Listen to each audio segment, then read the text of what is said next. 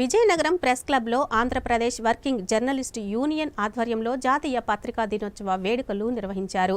ముందుగా sir CY Chintamani విగ్రహానికి పూలమాలలు వేసి ఘన నివాళులు అర్పించారు. అనంతరం జర్నలిస్టుల సమస్యలపై చర్చించారు.